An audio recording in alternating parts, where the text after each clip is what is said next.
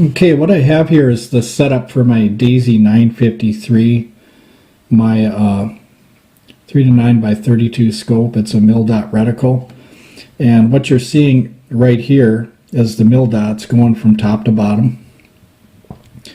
And I didn't put the mil dots going side to side for the windage because I just wanted to demonstrate the drop and stuff and what's going on with these pellets. So what I'd like to do to use for an aim point is, I don't like using the crosshair for an aim point. I like using one of the half mils for an aim point. So at 15 yards, when I'm shooting, the 7 grain wad cutter and the 8.44 round point are right about here at 15 yards. And then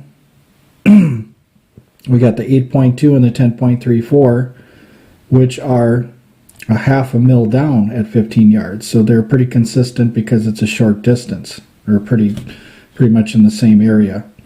So I know, what I have to look at when I'm looking at my crosshair and my mil dots. So now let's go to 25 yards. At 25 yards, the 7 grain moves from here to here. From 15 to 25 yards, it moves right about here, a half mil down. And then the 10.34 at 25 yards is about 1.5 mil to 2 mil, somewhere within this area. So that's 25 yards for that pellet. And then 40 yards, the 7 grain, you see right here, 40 yards, I've got that marked. That's 1, 2, 2.5 mil down. And at 40 yards, the 10.34 grain is right about here. So that's 1, 2, 3, in between 4 and 4.5 going down that way.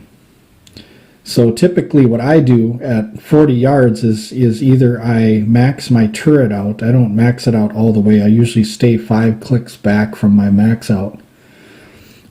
So I either try to get close to maxing out my turret, or I take shots until the heaviest pellet that I normally use, which is the 10.34 grain, shows up on my mil dots. If it doesn't show up on my mil dots, I'll keep using click values to bring it up, because that way you're going to get your heavy pellet in your mil dot range and you're going to have your light one.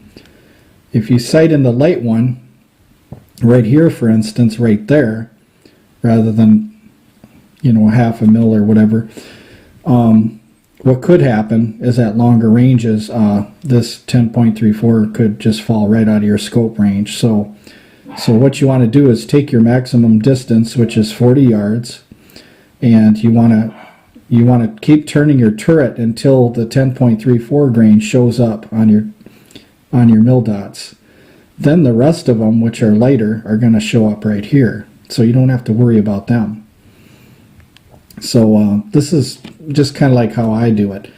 So for instance, if I'm out in the yard and I'm at 25 yards, then I know that my 7 grain is going to be right here, and at 40 yards it's going to be right here. So, and that's with not adjusting anything. I don't have to adjust anything except for the windage. The elevation stays put for a lifetime. So pretty much.